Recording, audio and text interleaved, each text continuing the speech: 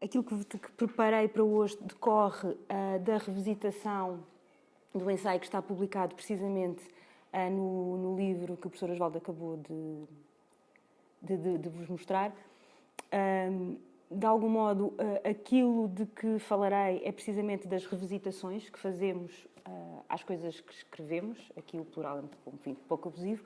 Mas as reflexões que trago hoje, ou a minha leitura de Drummond, parte precisamente daquilo que foi apresentado, daquilo que consta desse livro e que foi apresentado há uns anos, também em maio, nos colóquios da Primavera, em Braga, que cumprir-se-ão, creio que daqui a 2 semanas, cerca de 5 anos. E, portanto, foi um pretexto muito agradável para voltar a esta leitura, porque o desafio foi precisamente voltar a este ensaio. O desafio do professor Osvaldo lançou foi precisamente voltar a este ensaio e aquilo que venho então apresentar é a minha leitura dessa leitura que aí estava e aquilo que ela hoje me motivou nessa leitura, que é uma leitura muito tópica de Drummond. De algum modo, todas as leituras míopes têm as suas vantagens e os seus inconvenientes. Ou seja, estar a ler autores a partir de pequenos pedaços ou de pequeninas pedras comporta necessariamente os seus riscos. Aquilo que eu venho fazer é ler, não propriamente o poema no meio do caminho, mas ler, em primeiro lugar, como é que Drummond foi lendo esse mesmo verso e como é que foi lendo as leituras desse mesmo poema. Portanto, vou-me dispensar de falar propriamente sobre o poema, interessam muito mais os ecos que esse poema teve, quer no próprio autor, quer no modo como o autor depois leu os ecos que foi tendo noutro.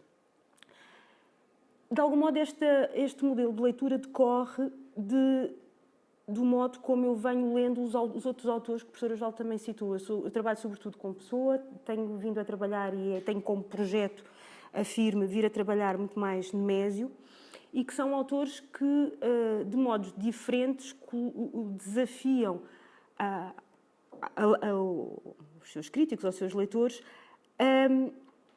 a considerar a obra de um autor precisamente como o resultado das leituras e das releituras que os autores vão fazendo de si mesmos. E essa foi a questão, enfim, foi essa a chave de leitura, que é uma chave que me tem sido muito produtiva, quer na leitura de Pessoa, quer na leitura de Nemésio, que motivou esta leitura muito tópica de Drummond e dos ecos da pedra no meio do caminho. O meu interesse por estes ecos começou precisamente por assinalar e registar um modo como é que Drummond, em diversos momentos da sua obra poética, vai citar e vai refazer essa citação precisamente de uma pedra no meio do caminho. Ora, a partir da discussão o meu interesse começou precisamente a discutir essas citações do autor a partir de si mesmo, essas autocitações, porque a partir delas pretendi começar a ver, sobretudo, o modo como o autor se vai lendo e como nessa autoleitura se vai dando a ver e dando a ler como poeta. E essa é uma questão que me tem ocupado, de facto, nos outros 2 autores, o modo como as leituras de si num autor representam um modo de autorrepresentação e, portanto, de dar-se a ler. E depois, nessas leituras, foi surgindo uma reflexão metapoética em que se ia sugerindo que se entendia a poesia como coisa a ser interpretada e como coisa a ser objeto de discurso e, portanto, esse segundo momento, que é aquilo que hoje trago bem mais desenvolvido do que aquilo que estava inicialmente nesse artigo, que me interessou suplementarmente. Ou seja, eu diria que o objetivo desta reflexão de hoje, por um lado, é pensar no modo como é que Drummond se lê e se dá a ler e se dá a ler como poeta e, portanto, como é que se constrói como autor a partir deste tópico muito preciso que é a leitura que vai fazendo de si as citações que faz do poema Uma Pedra no Meio do Caminho, e depois o que é que, no modo como vai lendo, como se vai lendo e como vai lendo as leituras de outros do poema e como constrói essas leituras, como é que nos vai sinalizando o seu entendimento da poesia precisamente como coisa que tem que ser interpretada. Ora bem, o poema da pedra, como muitas vezes o autor lhe chama, ou o poeminha da pedra, é de facto a pedra de toque do escândalo modernista brasileiro. Ainda que Drummond, como sabem, não tenha participado diretamente na Semana da Arte Moderna, é ele que cabe esta pedra de toque do escândalo. E o poeminha da pedra, não é? Que é o poema de que vamos partir, não vamos propriamente falar detalhado ou muito intransitivamente sobre ele. Esse poema da pedra, que é o poema que tem projetado, que é dos poemas mais citados, debatidos, discutidos, etc. Eu confesso que nas aulas de introdução a estudos literários é um poema que me dá particular prazer apresentar aos alunos, precisamente porque muitas vezes continua a ter o mesmo efeito de surpresa àqueles leitores, sobretudo aos alunos de introdução aos estudos literários, o que não invalida que quando depois vão fazer literatura brasileira não reajam com a mesma surpresa ao poema, mas enfim, um poema que eu acho que qualquer leitor deve ter no meio do seu caminho, porque provoca, de facto, sobretudo a leitores mais jovens, enquanto leitores, um efeito que é sempre assinalável. Bom, este é o poema, esta é a pedra que se vai, então, atravessar no caminho de várias gerações de críticos e de leitores. A minha formação de pessoana leva-me a ir buscar sempre os autógrafos.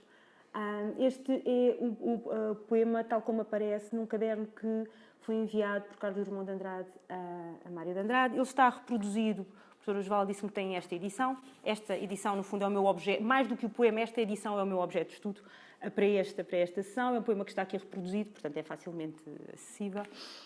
E pronto, e tem essa particularidade. E depois, o poema é escrito, supõe-se, em finais de 24 ou inícios de 25, e é publicado depois na revista de Antropofagia, em 1928.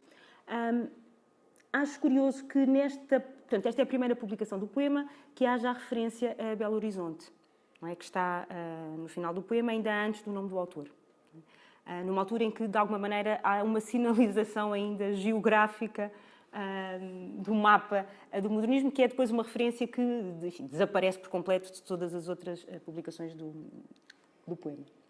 Bom, o poema, portanto, é publicado em 28 na revista de Antropofagia e é depois publicado no volume Alguma Poesia, o volume de estreia de Drummond, em 1930. E esta é a página, enfim, da primeira publicação. O poema não está exatamente no meio do volume, ainda tive essa tentação hermética, mas não está, mas está a meio de Alguma Poesia, está no meio de Alguma Poesia. E, portanto, esta é a versão que em 1930 difunde o poema a um número muito maior de leitores. Da versão manuscrita resultam já algumas leituras críticas. Ou seja, nós temos notícia da reação de Mário de Andrade em carta particular a Drummond, que é a primeira citação que tem, e que diz: "O No Meio do Caminho é formidável, é o mais forte exemplo que conheço, mais bem frisado, mais psicológico de cansaço intelectual." E o segundo exemplo, a segunda citação crítica que temos de Alcântara Machado é uma reação, é uma crítica que decorre já da publicação na revista. Mas estupenda mesmo é a pedra que está no meio do caminho. Vamos sentar nela? Bom, e se comecei com estas duas citações, é para dar conta de duas coisas muito simples. Em primeiro lugar, na primeira crítica que podemos conhecer, então, que é da autoria de Mário de Andrade, a quem depois Alguma Poesia vai ser publicada em 1930, o poema aparece logo como um forte exemplo. Não é? Ou seja, o poema é formidável porque diz qualquer coisa que não está lá. Não é? É o mais forte exemplo que conheço, etc, etc. E se a primeira crítica que Drummond recebe é aquela que lê o poema como o mais forte exemplo, mais frisado, mais psicológico de cansaço intelectual, nesta segunda citação, esta pedra estupenda na qual se convida, ou que incita, não é, algum descanso, ou vamos sentar nela, parece ter já uma tónica de leitura totalmente diferente. Não é? E, portanto, são logo duas chaves divergentes relativamente ao modo como a pedra é recebida. Ora, ainda que no momento da publicação em livro, portanto, alguma poesia em 1930, ainda que todo o maior choque modernista tenha já passado, já tinham sido publicados vários livros de vários autores, portanto, há já não diria uma tradição, mas há já uma presença forte do modernismo e do seu possível choque. Estão já publicados livros de Mário de Andrade, Osvaldo de Andrade, de Manuel Bandeira, de Jorge de Lima, de Cassiano Ricardo, etc. Ainda assim, as reações à publicação do livro são acentuadas. Elas estão depois elencadas neste livro, como falarei depois. E, portanto, ao longo quer no momento da publicação, em 1930, quer depois ao longo da década de 30, são várias as reações, quer de elogio, quer negativas ao livro, mas a partir da década de 40 é que as críticas sobre o poema da pedra se multiplicaram e se agudizaram, de algum modo. De tal maneira que, passado mais de uma década, em 1954, portanto, o poema tinha sido publicado em 30, Drummond declarou sobre a fortuna crítica desse seu poema, isto numa série de programas radiofónicos que depois são compilados em livro, em que diz, portanto, estamos em 1954. Como podiam imaginar que um texto insignificante, um jogo monótono, deliberadamente monótono, de palavras causasse tanta irritação, não só nos meios literários, como ainda na esfera da administração, envolvendo seu autor numa atmosfera de escárnio. Professores de português, ainda sem curso de letras, geralmente bacharéis de formação literária convencional, espalhavam pelo Brasil inteiro, nos ginásios, que o modernismo era uma piada ou uma loucura, e como prova liam o Poeminha da Pedra. Sucesso absoluto de galhofa. Imagem gravada na mente de milhares de garotos, que daí por diante assimilariam o conceito de modernismo, pedra, burrice, loucura. Bom. Se o texto começa por ser apresentado como insignificante, não é? E é assim que é primeiro qualificado. Ora, esse texto insignificante imediatamente aparece como tendo sido objeto e fruto de uma deliberação. Ou seja, é um texto que é deliberadamente monótono, etc. Bom. E essa oscilação na maneira como Drummond vai falando sobre o seu poema, entre o insignificante ou o deliberadamente significativo, é qualquer coisa que se vai manter e que depois retomarei ao longo das passagens que trago. Aquilo de que aqui se dá conta é dessa surpresa, ou dessa suposta surpresa, pela irritação causada ao longo de décadas, dessa irritação, não só em meios literários, como na esfera da administração e da maneira como essa reação se traduz. Professores portugueses espalhavam pelo Brasil inteiro, nos ginásios, que o modernismo era uma piada ou uma loucura. E como prova, liam o Poeminha da Pedra. Várias vezes Drummond se refere ao poema como o Poeminha da Pedra, como se o diminutivo reduzisse, de alguma maneira, a coisa sem significado. Ora, este sucesso absoluto de galhofa, não é, que começa por ser apresentado como insignificante, no final desta passagem aparece já como uma imagem gravada na mente. Ou seja, de insignificante e de sinal de galhofa, passa a ter ou a ser associada a esta perenidade de imagem gravada. Reparem, uma imagem gravada pode ser qualquer coisa que é esculpido, não é? Que é talhado, que é uma imagem gravada na mente de milhares de garotos. Que daí por diante assimilariam o conceito de modernismo, pedra, burrice, loucura. Bom, estamos aqui em 54. Alguns anos mais tarde, em 67, Drummond publicou Uma Pedra no Meio do Caminho, biografia de um poema, em que dá conta, precisamente, da fortuna crítica, que é vasta, diversa, polémica, de que tinha sido objeto o seu poema. Ele explica, nesta passagem, que tem esta intenção e esse gesto de tornar livro aquilo que foi a reação generalizada do poema, não é? Nas raras reuniões a que comparecia, sempre encontrava um gaiato ou uma gaiata que me perguntava pela pedra. Se tinha esbarrado nela e machucado o dedão, se a afastara do caminho, coisas assim. A princípio eu respondia seco e encalistrado. Depois preparei respostas de contra-ataque. Afinal me acostumei, e se não fiz da minha dor um poema, como pretendia Goethe, fiz da minha chateação um livro. Colecionei e publiquei tudo o que se escreveu sobre a pedra no caminho, pró e contra, claro que na maioria contra. Pois a essa altura a pedra havia assumido aspectos existenciais e filosóficos que nunca me passaram pela cabeça. A pedra é um símbolo, é uma besteira, genial, idiota, etc. Afinal, ficou divertidíssimo. Foi o único caso de agressão que, por sua continuidade e generalização, me machucou. Aquilo que na citação anterior aparecia como a constatação dessa reação generalizada, aqui é de algum modo desenvolvido, dando conta do que é que essa reação generalizada provoca no autor. Não é? A princípio, a primeira reação é de algum modo de entrincheiramento em si, não é? A princípio eu respondia seco e encalistado, depois preparei respostas de contra-ataque. Há uma passagem que não acabei por não incluir aqui, mas que a este propósito gostaria de ler, numa crónica intitulada O Leitor e o Lido, possivelmente conhecerão, em que Drummond diz o seguinte: descubra a estranha relação que nos prende a ambos, leitor e eu. Leitor e eu formamos um bicho composto, uno e dividido, uma parte querendo engolir a outra. Sem o leitor não existo, sem o escrevedor ele também não. É uma relação dialética, da qual resulta, será, a terceira figura que não sei como definir, um ser que existe no papel e nos olhos, feito de troca, de abandono, de crítica, de desconfiança, de indignação e carinho, de amor, e a acrescentar este nome, calmo. Bom, desta passagem, ou desta descrição, dessa estranha relação que prende autor e leitor, é muito curiosa esta figura do bicho composto, uno e dividido, uma parte querendo engolir a outra. E é essa passagem que queria aqui sublinhar, não é? Como se fosse sempre, como se a leitura tivesse sempre esse lado agónico e esse lado de confronto entre autor e leitor, mas um confronto em que é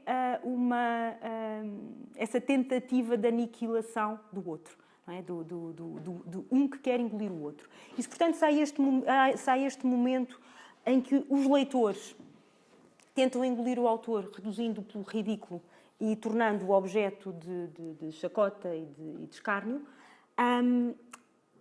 E se há esta primeira reação, não é, digamos que fraca, não é? A princípio eu respondia seco e encalistrado, depois preparei respostas de contra-ataque.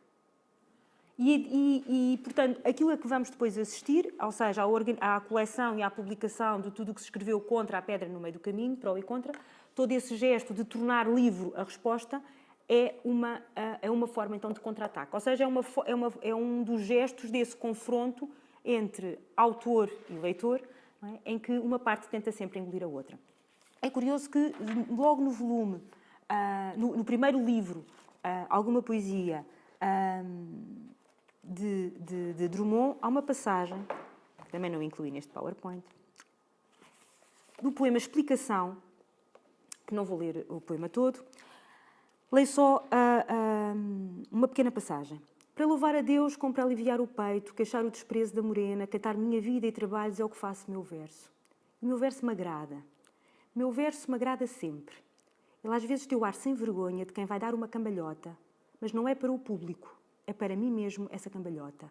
Eu bem me entendo. Ou seja, começa logo por ser estipulada esse confronto e de quem é o verdadeiro público que o autor visa. Não é? E quem é que pode entender essa cambalhota. Não é para o público, eu é que me entendo. Como se o auto-entendimento e o entendimento que o público possa fazer estejam necessariamente em confronto e em luta agónica.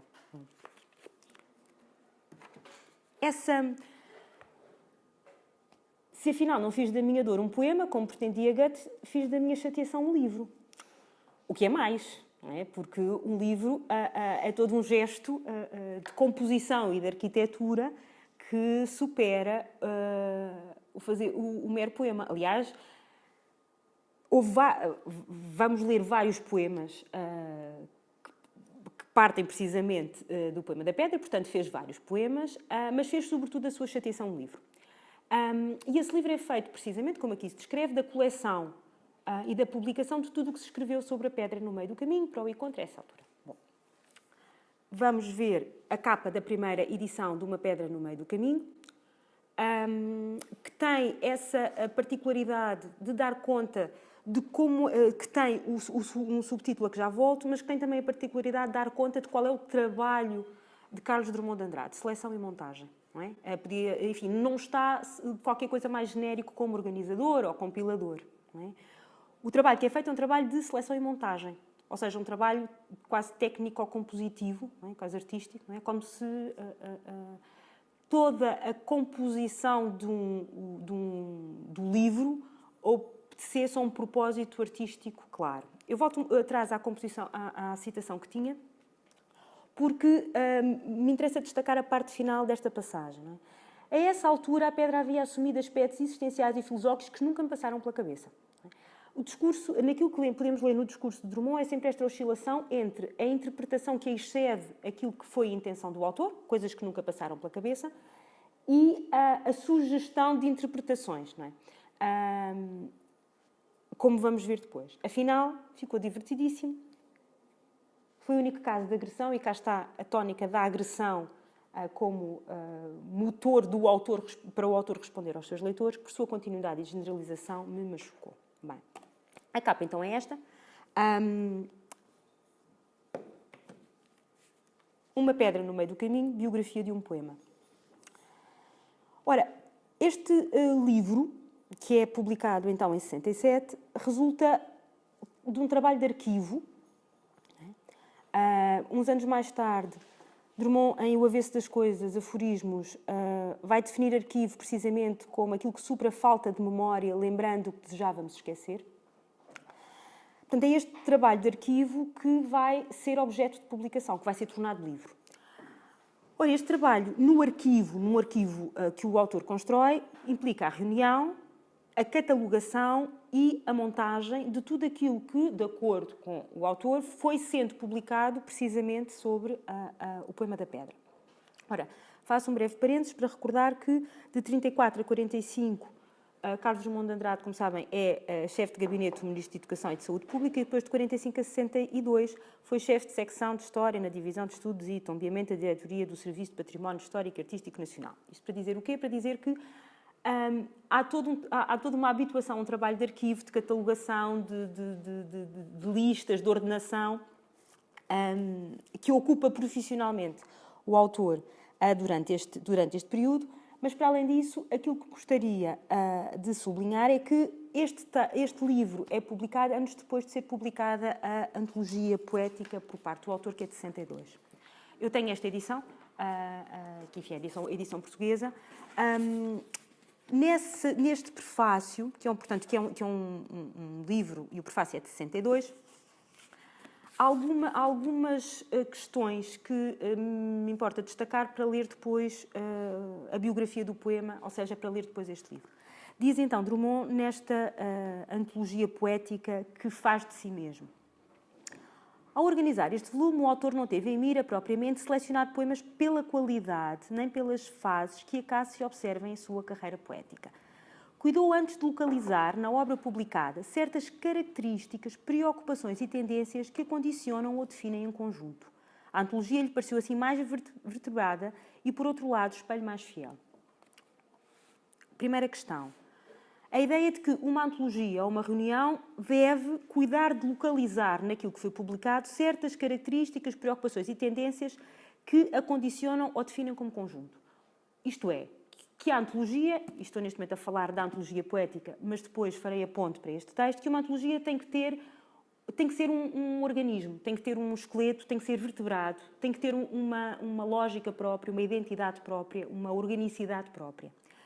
E é assim que as antologias são verdadeiras e espelhos mais fiéis. Isto é, se tiverem um esqueleto, de algum modo, que lhes dê que as organize, que as torne como coisa coesa e verdadeira. E depois explica, escolhidos e agrupados os poemas sob esse critério, resultou uma antologia que não segue a divisão por livros, nem obedece a uma cronologia rigorosa. O texto foi distribuído em 9 secções, cada uma contendo material extraído de diferentes obras e disposto segundo uma ordem interna. Bom, é esta ordem interna que aqui importa ao autor. O leitor encontrará assim, com pontos de partida, ou matéria de poesia, e depois faz o elenco do índice: 1, o indivíduo; 2, a terra natal; 3, a família; 4, amigos; 5, o choque social; 6, o conhecimento amoroso; 7, a própria poesia; 8, exercícios lúdicos; 9, uma visão ou tentativa da existência. Ora, é muito curioso que este elenco que é feito não coincide com o índice que é apresentado. Não é? Ou seja, o que se percebe é que o índice e as titulações do índice são objeto de um investimento poético que, de alguma maneira, pode ser parafraseável nesta introdução com esta indicação tópica do que é que interessa ao autor destacar, mas não é isto que vamos encontrar no índice. No índice vamos encontrar outra coisa, um eu todo retorcido, uma província, esta, a família que me dei, cantar de amigos, amar, uma, duas argolinhas, poesia contemplada, na praça dos convites, tentativa de exploração e de interpretação do estar no mundo, que em nada é eco imediato do elenco que é feito inicialmente. Bom, algumas destas poesias caberiam talvez em outra secção que não a escolhida, ou é mais de uma. A razão da escolha está na tónica da composição ou no engano do autor. De qualquer modo, é uma arrumação, ou pretende ser. Bom, esta arrumação é uma redescrição da obra. Ou seja, não é meramente uma arrumação que deixe intacto o sentido de cada um destes poemas, pelo modo como estão agrupados e pela maneira como são descritos pelo título a que os antecede.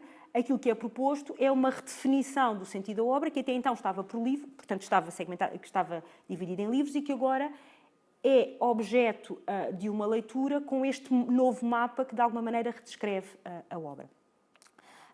Isto é, em 62, aquilo que esta antologia propõe não é um best-of, não é um top daquilo que o autor consideraria de mais representativo da sua obra. Aquilo que esta antologia propõe é um olhar que redefine o modo como toda a obra deve ser lida e como se organiza. Para aquilo que aqui me interessa, para ler Uma Pedra no Meio do Caminho, biografia de um poema, para aquilo que aqui me interessa, portanto, este texto, recordo, é de 62, para aquilo que aqui me interessa, o que me importa é ver este gesto de reordenação, por um lado, este gesto de pegar naquilo que está publicado, reordená-lo, reagrupá-lo, e esta ideia que aqui é central de que a estrutura, a vértebra do todo, ou seja, o índice que é proposto, dá a ver a lógica e dá a ver um mapa relativamente àquilo que é apresentado. É mais do que uma arrumação, é uma proposta de leitura. E essa proposta de leitura, essa estrutura, essa coluna que se apresenta, resulta desse esforço de localizar na obra publicada, estou a citar, certas características, preocupações e tendências que a condicionam ou definem em conjunto. Ora, é precisamente isto que Drummond vai fazer depois numa Pedra no Meio do Caminho, de biografia de um poema. Ou seja, vai perante todo o material que tinha à sua disposição relativamente a críticas que têm por objeto o poema Uma Pedra no Meio do Caminho, vai selecionar e montar. Ou seja, vai arrumá-las de maneira a criar um todo que seja coerente, que seja coeso e que decorra daquilo que são as tais características que são reconhecíveis ou que podem ser atribuídas, reorganizando aquele território algo caótico, que seria tudo o que foi publicado sobre Uma Pedra no Meio do Caminho. O que resulta como índice é isto. Ou seja, aquilo que nós temos, eu tenho só esta versão nova, que é uma versão, é uma edição ampliada por Eucana Ferraz, que àquilo que foi publicado aqui vai ainda juntar não só uma introdução da autoria do próprio Eucana, mas depois vai, de alguma maneira, continuar o gesto de seleção e de montagem, não só acrescentando toda uma secção com tudo o que se publicou sobre Uma Pedra no Meio do Caminho, aquilo que mais representativo se publicou sobre Uma Pedra no Meio do Caminho depois da publicação por parte do autor, depois de 67, e acrescenta um capítulo que é a biografia da biografia, aquilo que foi depois dito sobre o próprio livro Uma Pedra no Meio do Caminho. Portanto, esta é enfim, a edição que tenho e que utilizei. Nesta edição que aqui está, há um prefácio do Arnaldo Saraiva, que de alguma maneira contextualiza o poema e justifica o escândalo histórico. E depois aquilo que nós temos da autoria de Carlos Drummond de Andrade é essa seleção e montagem que decorre depois, e essa arrumação de tudo o que teria aparecido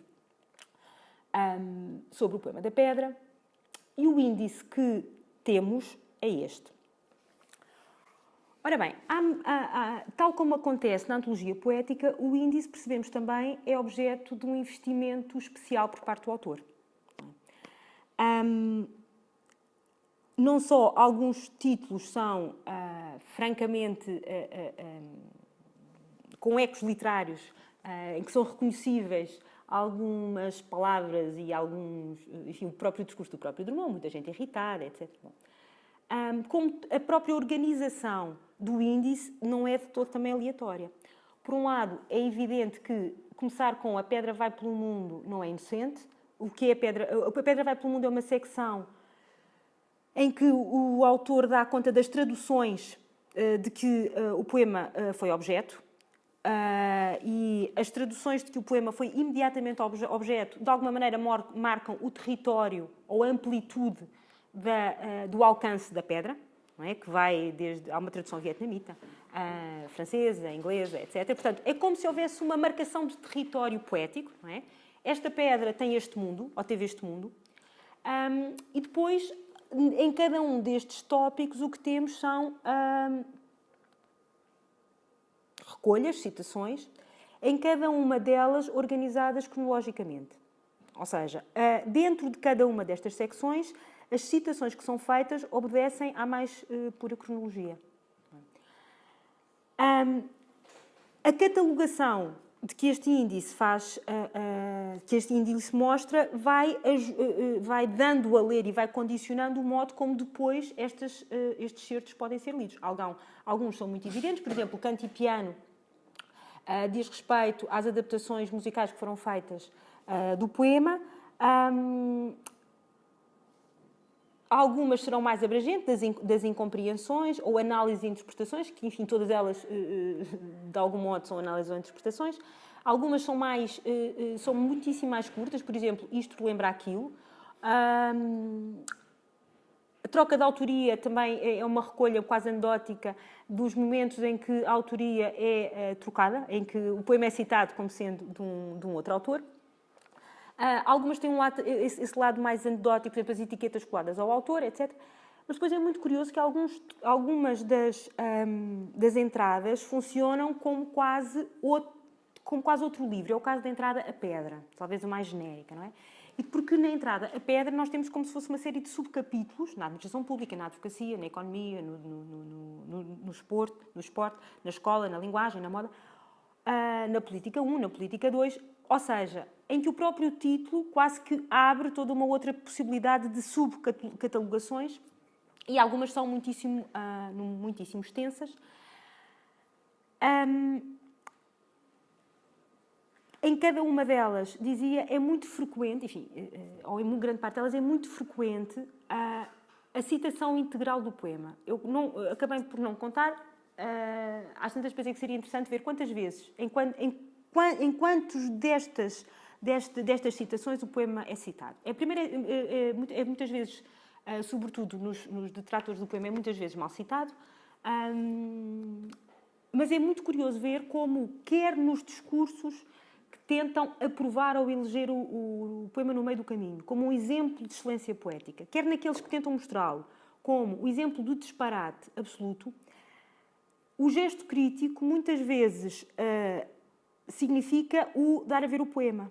Não é? Como se, de algum modo, houvesse uma retração da linguagem crítica dizendo aquilo que diz, aquilo que eu quero dizer significa-se mostrando o poema.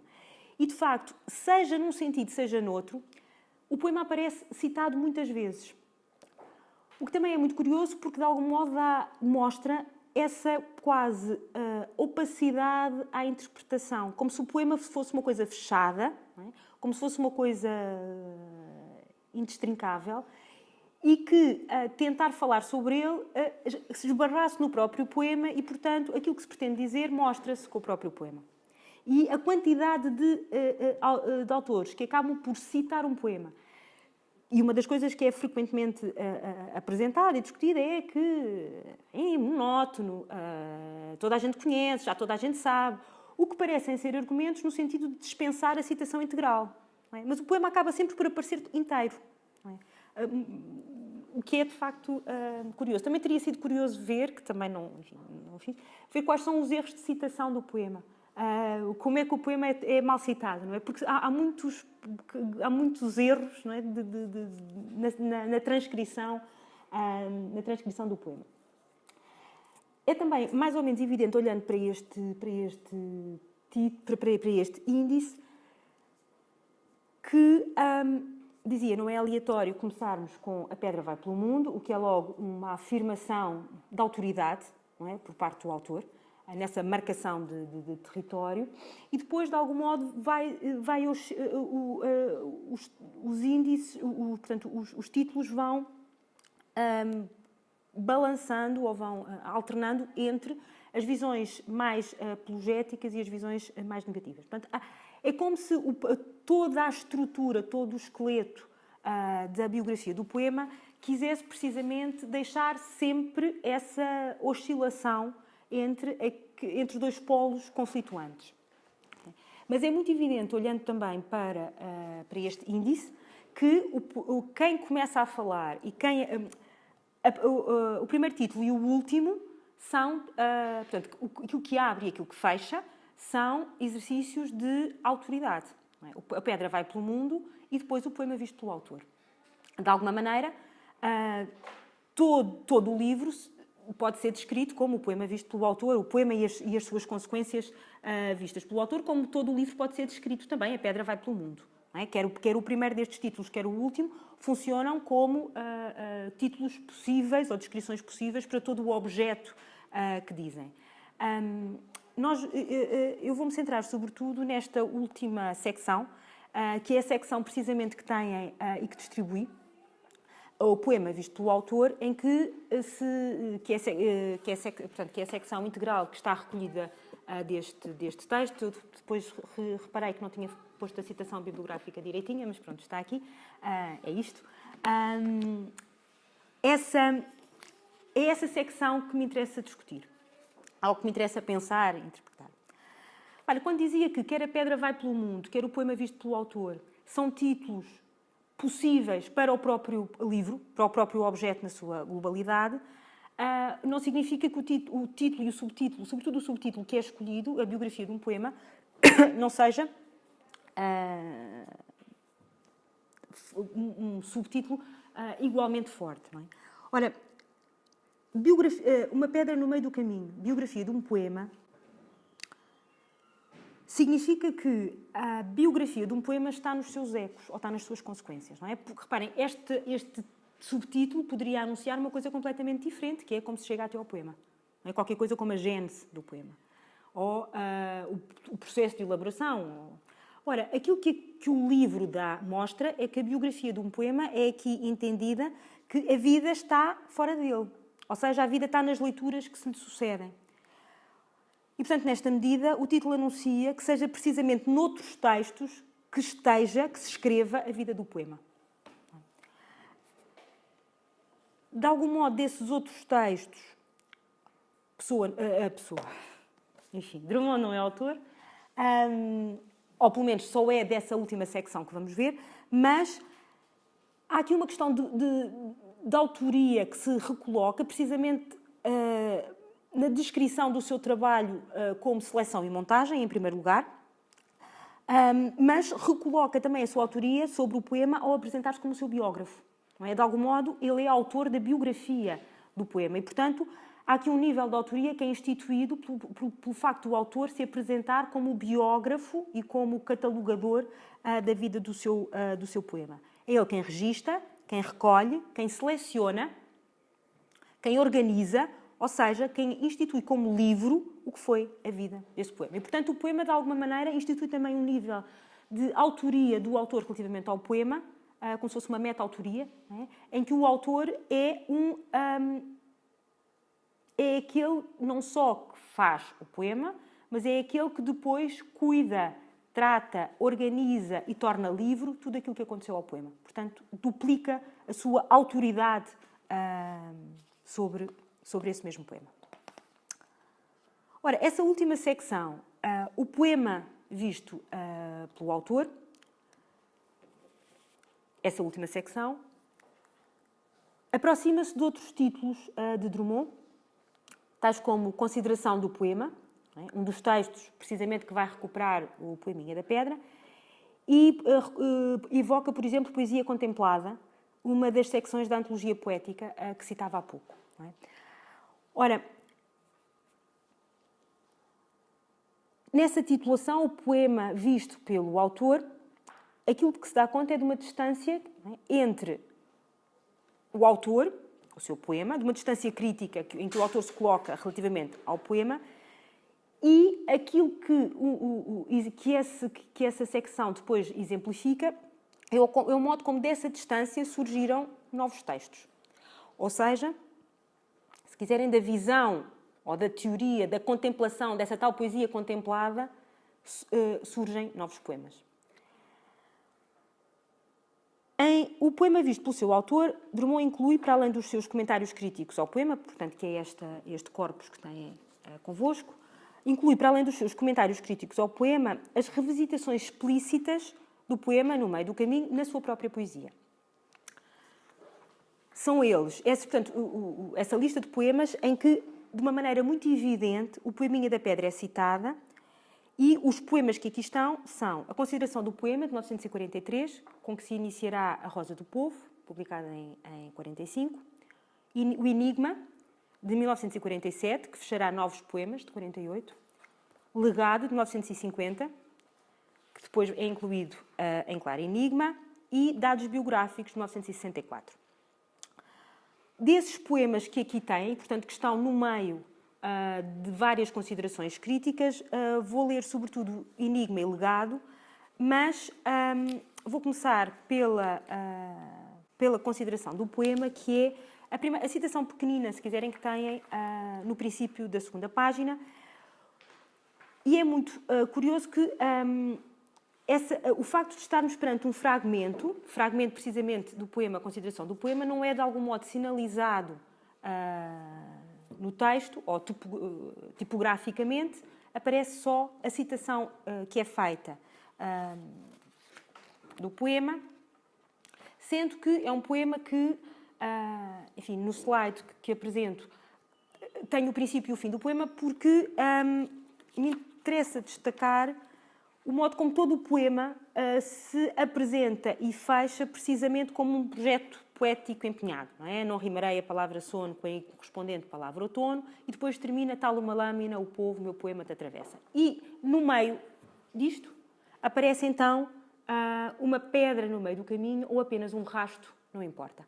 E esta é a primeira citação explícita do Poeminha da Pedra, em que lemos essa hesitação, uma pedra no meio do caminho ou apenas um rasto, não importa, como se ficasse essa indiferença pelo que resta, sem que se possa decidir, pela leitura desse excerto, se a pedra, se o que fica, se o que resta é esse rasto, se é a pedra no meio do caminho ou se é precisamente a sinalização da sua ausência, é apenas um rasto. Se aqui é legível essa indecisão sobre o que fica, e essa indiferença, não importa, não é? Apenas um rasto, se o que fica é apenas um rasto, o poema seguinte que têm nessa antologia, nessa secção, o poema Legado, que está na segunda página, é já todo ele transcrito no poema visto pelo autor, não é? Como se todo o poema importasse para a leitura de No Meio do Caminho, ao contrário da consideração do poema, em que Drummond escolhe só aqueles 2 versos em que imediatamente é citado e é convocado a citação Uma Pedra no Meio do Caminho. Pelo contrário, o legado aparece transcrito por inteiro.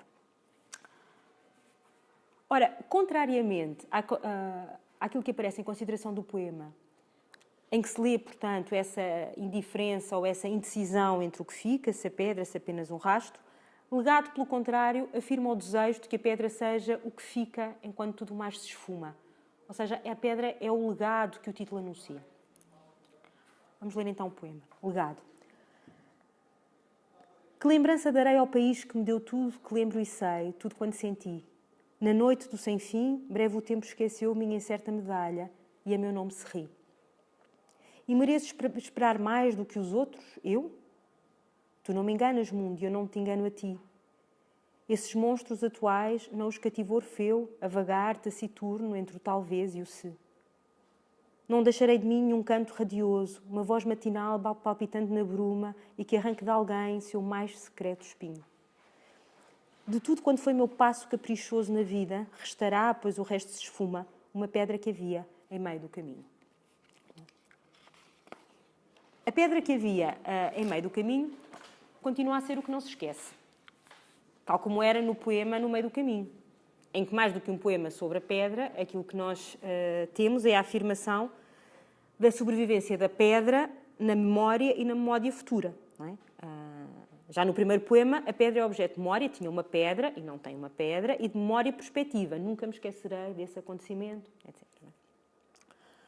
Ora, Legado integra o volume Claro Enigma, que tem sido entendido e muitas vezes lido como sinal da virada classicizante no percurso poético de Drummond. E a transformação do verso no meio do caminho tinha uma pedra, em uma pedra que havia em meio do caminho, daria a ver precisamente essa viragem. É muitas vezes um dos exemplos dados.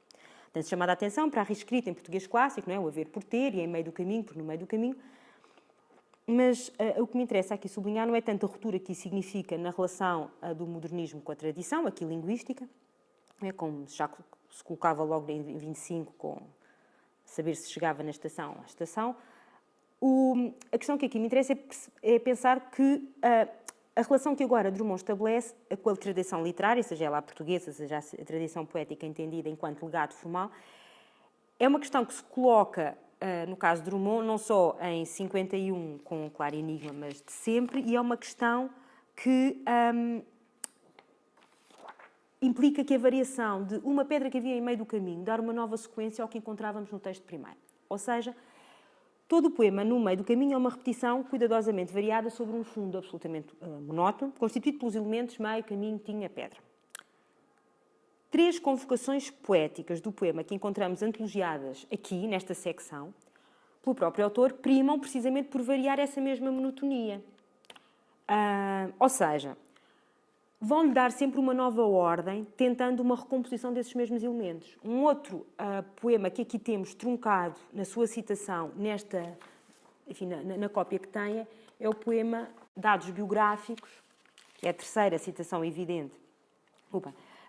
Que é a terceira citação evidente do poema, não é? Mas que dizer do poeta, numa prova escolar, que ele é meio pateta e não sabe rimar, que encontrou no caminho uma pedra e estancando, muito riso, escarninho, foi logo cercando. E depois, não está aqui, mas que continua, não é? Que apesar dos pesares, conserva o bom humor, caça nuvens nos ares, crê no bem e no amor. Bom, este é um poema muito curioso, porque se o poema anterior, o Legado, punha logo a questão do que fica, não é? Aqui o que fica é já um que fica já absolutamente institucionalizável, não só pelo título do poema, os dados biográficos, como se estivéssemos já a falar de uma entrada dicionarizável, não é? O que é que... Aqui já o que é que fica no sentido quase no dicionário futuro. E depois o poeta é aquele que vai ser objeto de provas escolares, não é? Já, portanto, redimensionado a uma visão, a uma dimensão canonizável escolar, objeto de provas.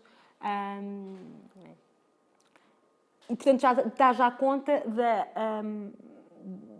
da canonização possível do poeta, de todo o modernismo, etc. Mas aquilo que me interessa destacar, essencialmente, é que, se pensarmos nestes 3 poemas, portanto, que aqui estão, neste poema visto pelo autor, aquilo que nós aqui temos, nestes 3 poemas, estas 3 citações, é que nenhuma delas repete o poema, nenhuma delas repete a sequência dos elementos tal como aparece no meio do caminho. Uma pedra no meio do caminho, ou apenas um rasto, uma pedra que havia em meio do caminho, não é? Mas que dizia do poeta que encontrou no caminho uma pedra, estacando, etc. Não é? Ou seja, nenhuma delas repete aquilo que encontrávamos cuidadosamente repetido no poema No Meio do Caminho. Em que aí não só a repetição entre a ordem dos elementos é enorme, como a própria composição do poema é quase em espelho que dobra. Não é? Ou seja, o primeiro verso repete o último, o segundo repete o penúltimo, etc. Bom, ou seja, todo o cuidado posto na monotonia que caracteriza No Meio do Caminho tinha uma pedra, é aqui cuidadosamente evitada e é aqui cuidadosamente variada. Nenhuma delas repete aquilo que aparecia no poema original. Ou seja, vamos voltar a Legado. Se o poema Legado parece dizer que o legado que o autor sabe deixar é a sua pedra modernista, não é? O que ficaria de si seria esse gesto de choque, não é? E a interrogação primária é precisamente que lembrança darei ao país que me deu tudo o que lembro e sei, tudo quanto esqueci. E mais uma vez estamos perante um problema de memória. Que memória ficará? Qual é a memória futura? Se estamos se no poema Legado dizia, parece então dizer que o legado que o autor sabe deixar é a sua pedra de si, de tudo quanto foi meu passo caprichoso na vida restará, pois que o resto se esfuma, uma pedra que havia em meio do caminho. Portanto, aquilo que ficaria seria esse gesto de choque, essa pedra atirada aos leitores. O modo como diz, nessa visão que é, insisto, uma variação do poema anterior, remete também para essa revisão como coisa a alegar. Ou seja, aquilo que é legado é também essa revisão do que foi feito. O legado anunciado pelo título, então, não diz respeito a uma pedra pretérita, ou seja, aquilo que está a ser legado não é essa pedra passada, mas antes o que está a ser legado é a reformulação que dá a ver o poema Pedra de Toque do Modernismo como uma tradição a ser relida e a ser recolocada de uma outra forma. Ou seja, o legado é precisamente a revisão do moderno e não a pedra passada. É esta pedra reescrita e não a pedra anterior. Assim, essa guinada classicizante Claro Enigma deverá ser então lida enquanto releitura também do moderno. Ou então um moderno entendido como uma tradição já atuante em Claro Enigma, e quando se falar da relação que o livro estabelece com a tradição, terá de se ter presente que o moderno é já uma das tradições que Claro Enigma tem em conta. Ora, nesse sentido, o legado que o poema Legado anuncia não é o último passado, que agora possa ser contemplado, mas antes aquilo que o próprio poema é, ou seja, a poesia como lição de reescrita do novo. Se, no meio do caminho, a legado há, obviamente, uma continuidade, também não é menos evidente a diferença que se institui no que se traz nessa tradição. Até porque essa diferença, ou essa não monotonia, dizia, é evidente nas 3 citações que são feitas. Ora, a passagem do poema da pedra ao verso uma pedra que havia em meio do caminho é, a diversos níveis, um gesto lapidar. Por um lado, todo o poema anterior é agora condensado num só verso, não é? E esse verso dá a ver, sobretudo, a pedra. Parem, a pedra agora é que se torna o núcleo de toda, mesmo sintático, de toda a expressão. Os outros elementos tornam-se seus atributos, não é? Ou seja, mesmo do ponto de vista sintático, ficam seus subordinados. E esse verso torna-se, assim, uma lápide, a pedra, não é? Inscrição para uma memória futura, condenando esta nova fórmula à perenidade na medida em que fica como epitáfio, não é? O que fica na vida, o que restará, pois todo o resto se esfuma, é a pedra que havia em meio do caminho. E, portanto, há todo esse movimento de depuração, e de concentração, que cria este efeito de lapidar o poema inicial. É como se o poema inicial fosse lapidado, não é? Fosse concentrado, fosse depurado, e 10 versos concentram-se num só. E o que fica o que se torna imediatamente visível é esta pedra que fica, não é? Quando tudo mais se esfuma. E é esta também pedra que será, então, objeto dessa memória futura. É o que restará, e mais uma vez, tal como no poema da pedra, aquilo que se fala é de uma memória futura. Não é? Nunca se esquecerá essa pedra ou esse acontecimento, não é? Quando tudo mais são questões fatigadas. Ora, neste gesto de lapidar e nesta lápide que acaba por se apresentar, não é? Tudo mais, de tudo quanto foi meu passo, do caprichoso, ou seja, de tudo quanto passou, de tudo quanto foi precário e momentâneo, de tudo o que passa, o que resta, ou seja, o que fica, o tal rasto de que se falava no poema inicial e que seria indiferente ficar ou não ficar. Agora, esse rasto é este resto que permanece e que é pedra quando tudo mais se esfuma. Ora, neste gesto lapidar, na altura que preparei essa primeira apresentação e que estava a ler este poema, aproximei de algumas definições, por exemplo, de Pessoa, naquilo que é a relação entre o sentido da modernidade e o sentido do clássico, ou como conciliar, ou como dar uma forma perene àquilo que por natureza se esfuma. Não é? E havia algumas citações de Pessoa que na altura que me ajudaram a ler este texto. Uma delas é uma coisa que aparece no texto ensaístico de Pessoa, que é aquilo que desejo é um intelecto grego e uma sensibilidade moderna. Ou essa ideia da conciliação entre uma forma que fica, não é? Mas uma forma que fica acolhendo o moderno.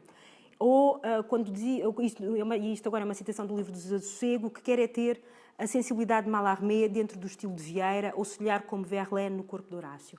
Ou seja, essa ideia da conciliação entre um fundo, entre uma forma que sustente e que fique, quando tudo aquilo que acontece agora se tende a esfumar, não é? E tende a não ter esse corpo. Ora, se neste soneto legado a pedra que encontramos é já uma pedra lapidar, a pedra que havia em meio do caminho, podemos encontrar num outro texto de Claro Enigma um outro poema da pedra, trata-se de Oficina Irritada, que Drummond não inclui de todo aqui, é um poema da pedra, digo eu. Trata-se de Oficina Irritada, precisamente aquilo que contém no interior dos seus versos o título do volume e que por isso obriga a uma particular atenção num livro cuja arquitetura é particularmente cuidada. Ora, também aqui o sujeito poético se projeta num desejado legado a haver. E, portanto, a minha leitura, ou aquilo que me interessa aqui deste poema, é lê-lo a partir de legado, digamos assim, não é? Recordo que uma das secções que Drummond tinha para a sua biografia do poema era Muita Gente Irritada. Não é? Ou seja, uma oficina irritada imagina leitores que ficam irritados. Não é? Oficina Irritada. Eu quero compor um soneto duro, como um poeta algum ousar a escrever. Eu quero pintar um soneto escuro, seco, abafado, difícil de ler. Quero que o meu soneto no futuro não desperte em ninguém nenhum prazer. E que no seu maligno ar imaturo, ao mesmo tempo saiba ser, não ser. E esse meu verbo antipático e impuro há de pungir, há de fazer sofrer, tendão de Vênus sob o pé de Icuro. Ninguém o lembrará. Tiro no muro, cão mijando no caos, enquanto Arcturo, claro enigma, se deixa surpreender. Bom, toda a descrição que este soneto comporta, e que é a descrição do próprio soneto, aproxima-o de uma pedra. É duro, escuro, seco, difícil de ler, verbo antipático e impuro, há de pungir, há de fazer sofrer. Ora, nesta clássica apologia da exigência compositiva, o grau de dificuldade é dado inicialmente pela descrição dos futuros efeitos de leitura. Aliás, todo o poema se preocupa, e apresenta, sobretudo, essa memória futura. Não é? Eu quero compor um soneto, mas que, no futuro, não desperte em ninguém nenhum prazer. Não é? Portanto, a questão do futuro e a questão da memória futura é determinante. Ninguém o lembrará. Essa é a memória que se antecipa, ou a não memória que se antecipa. Não é? Bom, o grau de dificuldade é dado inicialmente por essa descrição dos efeitos futuros de leitura. Se a primeira parte dá conta dessa oficina irritada, não é? Quer compor um soneto duro, como poeta algum ousar a escrever, ou quer pintar um soneto escuro, seco, abafado, difícil de ler, e imediatamente esta apologia da dificuldade e da exigência tem como consequência a descrição dos efeitos futuros. Quer que o meu soneto no futuro não desperte em ninguém nenhum prazer e que no seu maligno ar imaturo ao mesmo tempo saiba ser, não ser. Portanto, é já sobre o futuro e sobre as leituras futuras aquilo de que se trata no soneto, e depois o último terceto apresenta imediatamente a consequência ou a antecipação: ninguém o lembrará. Portanto, esta é uma pedra, digamos assim, que, de acordo com aquilo que aqui se apresenta, está condenada a não deixar rasto. Ora, o que temos então aqui é que o sujeito deseja uma determinada biografia para o seu poema. E esta biografia aqui é depois descrita como ninguém o lembrará. Ora, esta biografia para o seu poema, que é expressa com assinalável clareza nos 10 primeiros versos, a partir do último verso do segundo terceto, o texto torna-se ele mesmo o seu desejo, ou seja, é ele mesmo uma pedra que é para atirar ao leitor.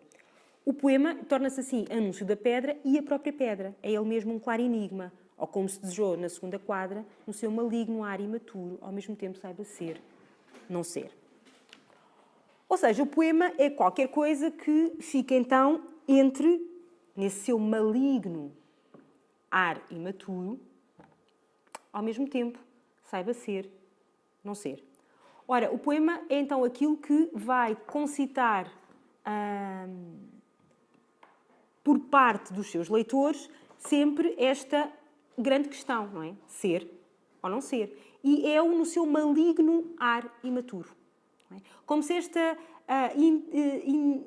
impossibilidade de decisão entre aquilo que o poema sabe ser e sabe não ser, e registro que esta oscilação entre o ser e o não ser é aquilo que o poema pode saber fazer, o poema sabe ser ou sabe não ser, portanto não é uma questão de ser ou não ser, é saber ser ou saber não ser.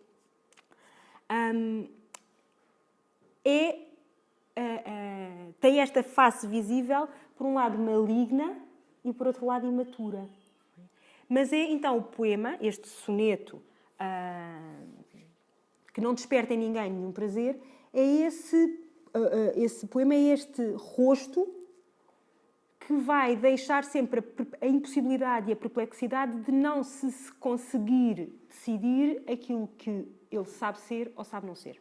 Ou seja, é aquele que deixa sempre a leitura neste abismo impossível entre decidir aquilo que o poema é ou aquilo que o poema não é. E nessa indecisão, aquilo que se deseja é que esse verbo antipático e impuro faça sofrer. Que seja esse desconforto constante nessa indecisão. Não é? No seu maligno ar imaturo, ao mesmo tempo saiba ser e não ser, e depois esse verbo antipático e impuro há de pungir, há de fazer sofrer, tentão de Vênus sob o pé de Icaro. Esta oficina irritada, imagina então um poema, este soneto duro, esta pedra, não é? Seco, difícil, abafado, difícil de ler, por um lado comportando necessariamente uma dificuldade de leitura, não é? Toda a descrição que é feita aponta para essa exigência de dificuldade, como se essa pedra que é posta à interpretação e à leitura, e essa indecisão constante entre aquilo que sabe ser e que sabe não ser, e portanto é uma questão de sageza do poema, de sabedoria do poema, é aquilo que constitui o seu desejo último. Não é?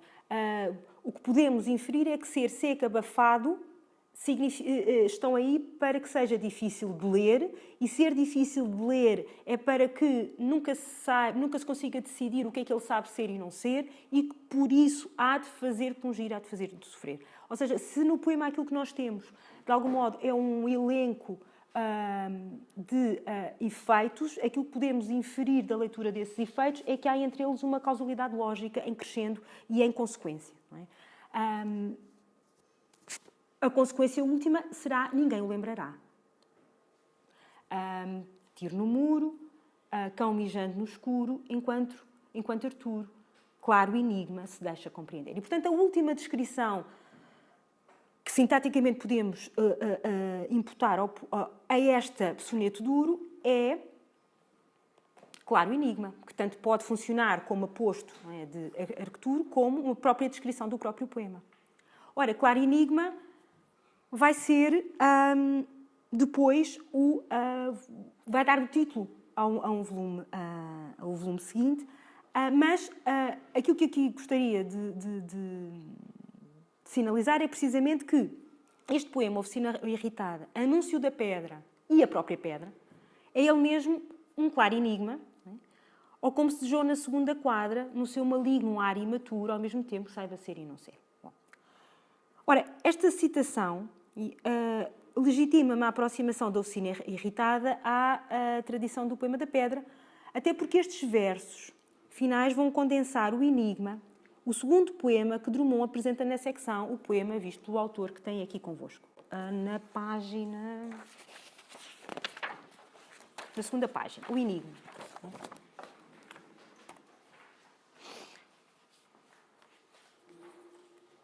O enigma. As pedras caminhavam pela estrada. Eis que uma forma obscura lhes barra o caminho.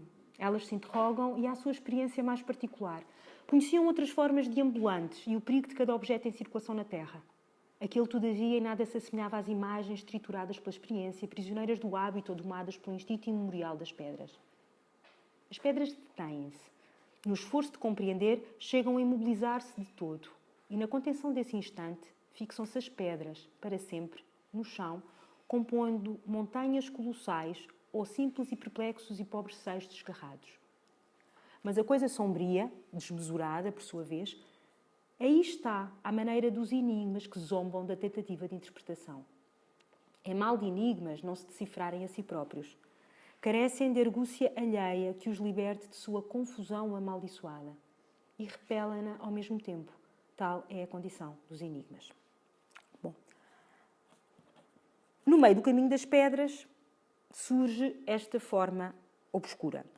Ora, a obscuridade é aqui absolutamente central no poema. O texto começa precisamente por nos apresentar esta forma como uma obscura, não é? Eis que uma forma obscura lhes barra o caminho, para terminar precisamente com a frase: mas a coisa entretanto não se resolve, barra o caminho e medita obscura. Pronto. E noto ainda que este texto que conclui os novos poemas é o volume que imediatamente antecede Claro Enigma, cujo título tem necessariamente de ser lido a partir desta forma obscura que constitui este enigma, este obscuro enigma. Ora,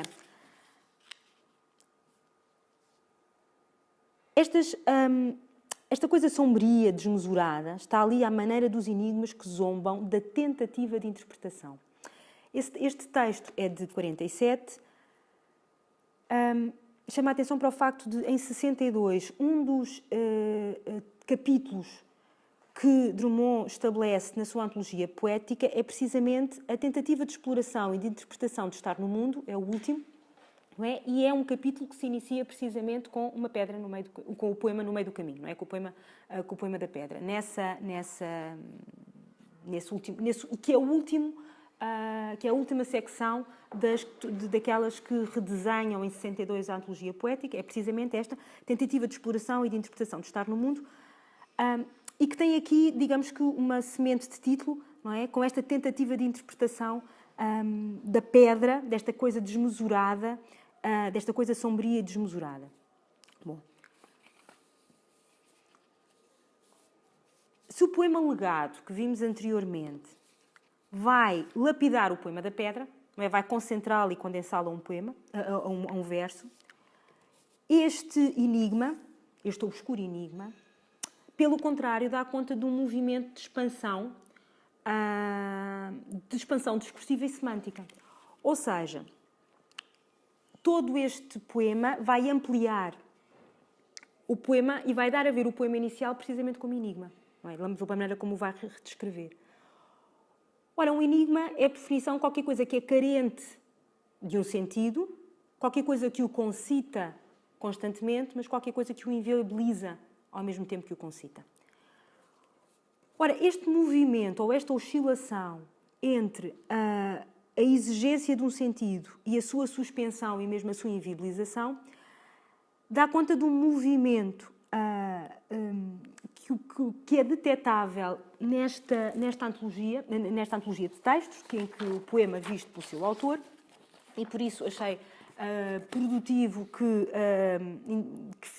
trabalhássemos aqui precisamente com o corpus que é aquilo que Drummond apresenta como o poema visto pelo seu autor.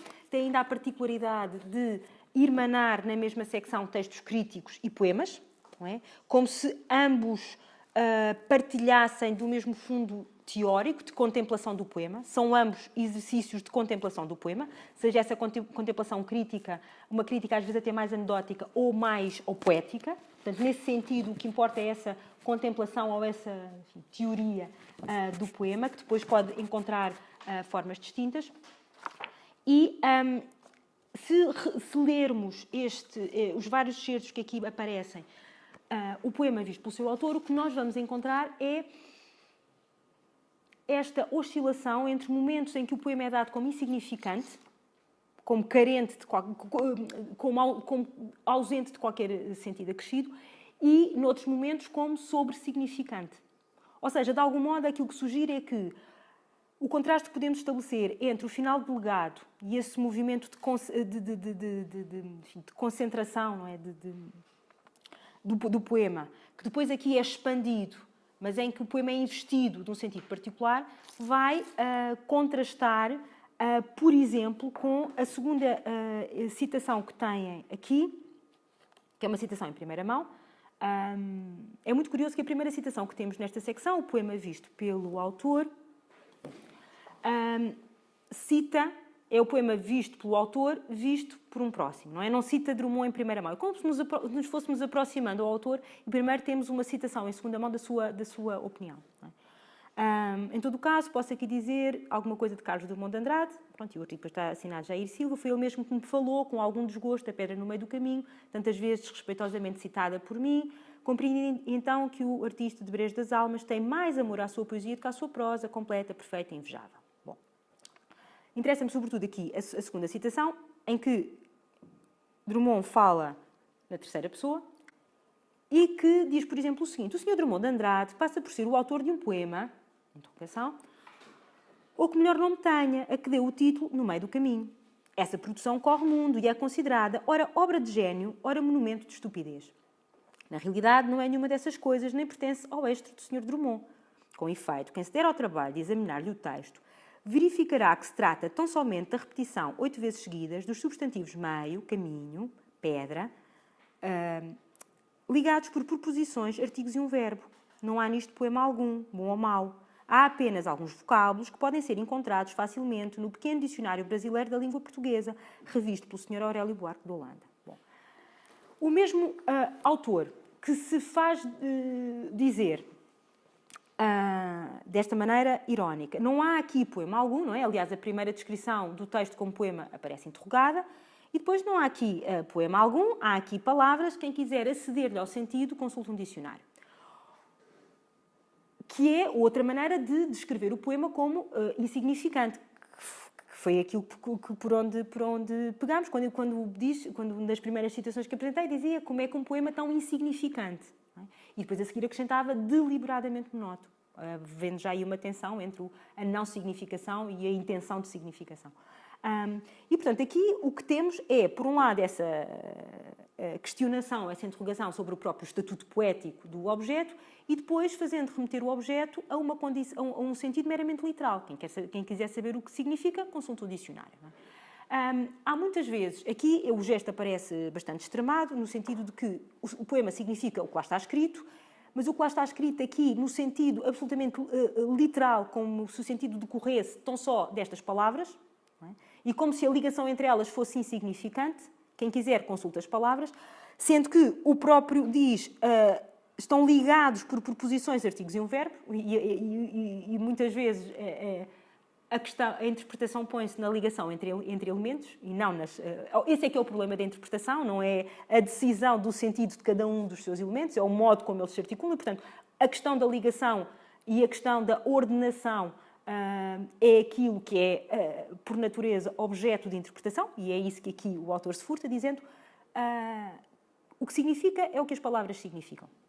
Olha, isto é um gesto, enfim, irónico e extremado, mas dá conta de uma coisa que é muitas vezes um discurso de legitimação da autonomia poética, que é dizer o poema significa aquilo que lá está. Não é? Que é um discurso que a modernidade vê repetido em muitos dos seus autores, ainda que esses mesmos autores se multipliquem depois em discursos a dar conta do que lá está. Ou seja, se essa autossuficiência hermenêutica funcionasse de facto, qualquer discurso dos autores sobre ou qualquer indicações seria dispensável. Não é? Aqui isto é levado a um extremo, mas encontramos nesta secção tanto este gesto de dar o poema como insignificante, nem sequer é poema, não é? Como encontramos este poema enigma que temos aqui, não é? Em que a própria inclusão o dá como... Isto é também a visão do poeta sobre o poema da pedra, isto é também o poema visto pelo autor, isto é uma leitura de Drummond sobre o poema da pedra, em que aquilo que é matéria do próprio poema é precisamente as condições enigmáticas de toda a interpretação e de todo o poema como um enigma. O que é um enigma é uma coisa que exige e repele a interpretação. Ou seja, nesta mesma secção que o poeta, que o autor nos apresenta, nos dá conta de visões absolutamente antagónicas relativamente ao modo como dá a ler e a ver o poema. Por exemplo, ainda é nessa primeira página, em 44. Mas confesso-lhe que me surpreendi ao ver surgir ao lado da minha modesta e atacada pedra, no meio do caminho, um soneto que lhe interpreta e desenvolve o sentido. Porque a referida pedra, vou usar toda a franqueza, não tem sentido algum, a não ser o que lhe dão as pessoas que a atacam e com ela se irritam. É uma pobre pedra, como tantas que há por aí, nada mais. O poema, se assim se pode chamar, em que ela aparece, não pretende expor nenhum fato de ordem moral, psicológica ou filosófica. Quer somente dizer o que está escrito nele, a saber que havia uma pedra no meio do caminho e que essa circunstância me ficou gravada na memória. Como vê, é muito pouco, é mesmo quase nada, mas é o que há. Bom, eu retirei daqui, como será reconhecível, o título para esta conversa, porque acho muito curiosa a maneira como esta frase bastante coloquial dá conta dessa tensão. Ou seja, desse duplo movimento que o próprio autor nos mostra sobre o modo como dá a ler o seu poema. É muito pouco, é mesmo quase nada. As primeiras situações que apresentei repetem esta tónica da não significação. É um poema insignificante, que não quer dizer nada, etc. Mas o próprio discurso do autor sobre o poema diz como aparece depois aqui, diz que quis dizer a chateação que estava a sentir, a monotonia da vida, etc. E há um jogo constante do próprio autor na maneira como se refere ao modo como o poema vai sendo lido. Por um lado, em alguns momentos, tentando recolocar a interpretação na leitura do poema, que é no fundo o que esta passagem faz, não é? É muito pouco, é isto é uma pedra, isto é o que está escrito. De algum modo, isto é uma versão mais composta da citação anterior, no sentido de o que ele significa é o que está lá escrito. Não é? Agora há uma pequena narrativa. É uma pobre pedra, não é? Quero somente dizer o que está escrito, a saber que havia uma pedra no meio do caminho e essa circunstância me ficou gravada na memória. Pronto. Como vê, é muito pouco, é mesmo quase nada, e de algum modo este muito pouco que exprime essa tentativa de afastar todo o pó que é feito à volta do poema, não é? Dizendo, não há cá grandes interpretações metafísicas, grandes interpretações. É mesmo quase nada, tentando reduzir a esse núcleo de significação, sendo que esse núcleo de significação aqui aparece, né? Havia uma pedra no meio do caminho, que essa circunstância me ficou gravada na memória, mas depois a adversativa convida logo a uma leitura, porque não está escrito, é muito pouco, é mesmo quase nada, e é o que há. O que está escrito é muito pouco, é mesmo quase nada, mas é o que há. Como se essa própria descrição já fosse ela mesma um obstáculo, ou qualquer coisa que é intransponível e que existe, é o que está lá, é o que fica. E essa adversativa, de algum modo, deixa antever que há uma resistência entre o que há ou o que existe, entre o objeto que fica, e esse gesto de tirar é muito pouco, é mesmo quase nada, não é? E a conclusão lógica poderia ser, e é o que há. Mas o que aparece no texto e o que aparece em todo o discurso crítico de Drummond é precisamente essa adversativa. Ou seja, mas é o que há. É aquilo que, existindo, continua, de algum modo, a provocar. Ora, voltamos então a este enigma, não é? dando conta precisamente dessa expansão. Não é? Porque ao mesmo tempo que isto aparece depois este texto, este poema enigma, em que precisamente dá o poema como enigma, não é? Esta amplia o poema inicial como enigma, ou seja, como carente do sentido, como exigindo esse mesmo sentido. Ora, esta era a passagem que vimos há pouco, não é? Esta era a passagem que continuamos a ver.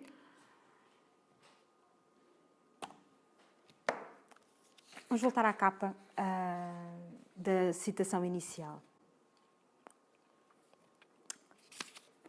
A Enigma, não é? No poema Enigma, anunciava-se a promessa de um sentido.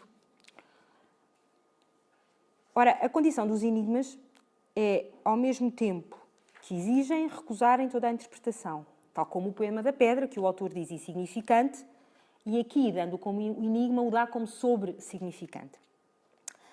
Assim, ainda que o texto termine com uma irresolução, não é? Mas a coisa sombria, desmesurada, está aí. Reparem, mas a coisa sombria, desmesurada, está aí, mas está aí. Eu recupero um bocadinho a frase de que partia. Ou seja, é muito pouco, é mesmo quase nada, mas é o que há. Não é? Aquilo que há, aquilo que fica, está aí à maneira dos enigmas. Não é? Portanto, essa adversativa e o estar aí, de alguma maneira, ecoam essa... Depois, não é? Como vê, é muito pouco, é mesmo quase nada, mas é o que há.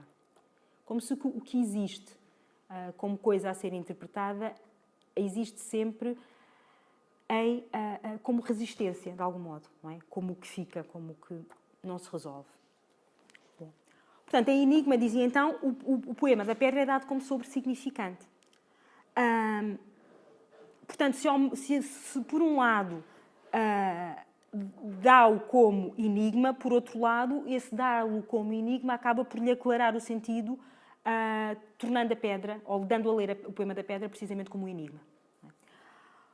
Por isso, e agora voltamos à capa, por isso, a primeira edição de Uma Pedra no Meio do Caminho, biografia de um poema, a capa pode não ser de toda aleatória. Não é, de acordo com o Eucanã Ferraz, não há indicação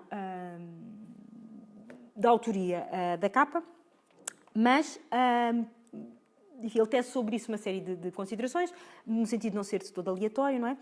Por um lado, diz ele, e agora vou citar, ambos os casos, na escultura milenária egípcia, não é? Portanto, na esfinge, e nos versos do poeta mineiro, há algo indecifrável que se encarna numa materialidade de natureza mineral. Como se a esfinge desse a ver o próprio poema. E depois ensaia também outra leitura, que é de que o enigma aqui é não só o poema, mas pode ser todo o livro, porque todo o livro recolhe críticas muito conflituantes e, portanto, bastante quase lambiríticas. Tece também algumas considerações pelo facto de termos aqui uma ruína, ao mesmo tempo ser um monumento e ser uma ruína, não é? O nariz que está já danificado, etc. Como se tudo isso desse a ver a própria fortuna do poema, que é ao mesmo tempo o monumento e a ruína da sua interpretação. Ora, aquilo que gostaria de terminar, porque creio que as horas vão indo, aquilo que gostaria de terminar passa por retomar exatamente a ideia, aquilo que aparece na antologia poética, nessa ordenação que é feita na antologia poética, em que Uma Pedra no Meio do Caminho surge como o primeiro poema, precisamente da secção Tentativa de Exploração e de Interpretação do Estar no Mundo. O que é uma maneira de o dar como fortemente enigmático, não é? Para quem diz, é um jogo... Para quem apresenta também o poema como é totalmente insignificante, não quer dizer nada, etc., é aquilo que abre, é a chave com que se abre essa tentativa de exploração e de interpretação no estar no mundo, que começa precisamente com No Meio do Caminho. Ora, nessa mesma secção encontramos o poema A Máquina do Mundo. Poema que poderia também caber o título de Claro Enigma, e que, de algum modo, reescreve o texto enigma, não é? Aliás, a referência à estrada de Minas pedregosa abre e fecha o poema, e ambos os poemas colocam a questão da não apreensão do sentido do mundo, que é um propósito impossível em enigma, pois o esforço de compreender paralisa as próprias pedras, como estava na citação, e essa significação é recusada em A Máquina do Mundo. Pois aqui o sujeito, que tanto procurava, resolve não ver. Eu tinha... pensado enfim, posso ler aqui. A Máquina do Mundo é um poema que eu, apesar de não ser evidente, creio que cita também No Meio do Caminho, não só com a estrada de Minas pedregosa, com que abre e com que fecha, mas em coisas como, por exemplo, abriu-se, portanto, a máquina, não é? Abriu-se majestosa e circunspecta, sem emitir um som que fosse impuro, nem um clarão maior. E agora, que o tolerável pelas pupilas gastas na inspeção contínua e dolorosa, etc. As retinas fatigadas, não é? Que apareciam já no poema No Meio do Caminho. Aqui aparecem as pupilas gastas e depois há outra referência a esse ao olhar como cansado. E, portanto, de alguma forma, é um texto que não só reescreve enigma, como tem também essa relação com o poema da Pedra, e que, portanto, que de algum modo dialoga muito fortemente com estes dois poemas. Como dizia no princípio desta apresentação, creio que uma maneira muito produtiva de ler poemas é lê-los em primeira análise em contraste com os poemas que são pares, do mesmo autor, ou seja, porque muitas vezes há, de uma maneira mais deliberada, às vezes mais explícita, mais implícita, mas de algum modo os poemas tendem a reescrever poemas e tendem a recitar ou a revisitar ou a retomar poemas. E, de facto, a Máquina do Mundo, há aqui, enfim, esta passagem parece-me bastante evidente, que só ganha em ser lida em diálogo com No Meio do Caminho e com o Enigma. Bom. Recordo então esta passagem final sobre a condição dos enigmas. É mal de enigmas não se decifrarem a si próprios. É mal de enigmas não se decifrarem a si próprios. Carecem de argúcia alheia que os liberte de sua confusão amaldiçoada. E repelem-na, tal é a condição dos enigmas. Ora, nessa medida, a condição dos enigmas é a condição dos poemas.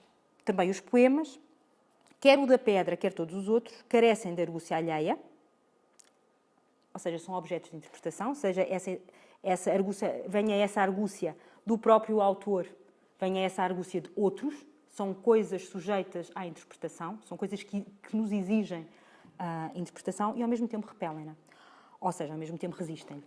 E esta dupla pulsão significa entender o sentido de qualquer poema como precário e como instável, como tensão entre o que o poema concita e aquilo que, nessa mesma concitação, é também afastamento. Ora, é justamente essa condição que torna biografável o poema da pedra. Há uma pedra no meio do caminho, biografia de um poema, e é também essa condição enigmática, que é a condição da poesia, que com o seu maligno ar imaturo, como encontramos na oficina irritada, ao mesmo tempo saiba ser e não ser. Porque é esta oscilação que sustenta a moderna defesa da poesia, simultaneamente enquanto corpo autónomo e, portanto, suficiente, autossuficiente. É ler, como diz várias vezes Drummond, é ler o que está lá, o que significa é aquilo que está lá, mas, por outro lado, como coisa a criticar, a ler e a dar precisamente como enigmática. É o mesmo que apresenta o enigma como leitura no meio do caminho. Aqui, há uma questão que acabei por não referir, que é visível nas leituras que aparecem, por exemplo, aqui na biografia, que é, ainda que tendencialmente os críticos que tentam descrever semanticamente o poema venham todos na chave, que é logo dado pelo Mário de Andrade, é o maior exemplo de chateação, etc., há leituras divergentes, ou seja, a própria decisão sobre se a pedra é uma pedra feliz e o acontecimento que fica na vida das retinas fatigadas é qualquer coisa que fica porque contrasta com essa fadiga, ou não, ou é causa dela. É, por exemplo, muito curioso verificar que, ainda que maioritariamente a leitura seja a leitura que é dada pelo Mário de Andrade e depois pelo próprio, o que eu estava sentindo mesmo era chateação e a monotonia quer traduzir isso mesmo, algumas leituras ensaiam uma leitura em chave oposta. Não é? É uma pedra feliz, e por isso é que nunca me esquecerei na vida de minhas retinas tão fatigadas. Portanto, a própria interpretação do objeto tem esse maligno ar impuro, mas aquilo que todo o objeto, a biografia de um poema, dá a ver é, por um lado, essa resistência à interpretação, esse apelo à interpretação e se mencionava há pouco a quantidade de vezes que o poema é citado, é porque, de algum modo, o poema da pedra, por um lado, porque tem, de facto, uma arquitetura que é muito fechada, que é bastante conclusa, não é? É facilmente memorizável, precisamente porque tem uma estrutura e uma repetição muito cuidada. Seja por isso, seja porque é um objeto crítico de interpretação, o gesto de citar tantas vezes o poema ao longo das críticas dá precisamente a ver esse apelo ao estar aí. Mas está aí. De algum modo, o título que escolhi não é muito pouco, mas está aí. É este apelo à autonomia e ao corpo autónomo e ao corpo suficiente do poema que leva ou que impulsiona os críticos precisamente a mostrarem, é o estar aí. Só que esse estar aí, de algum modo, é precedido por uma adversativa que complica a coisa, não é? E que concita constantemente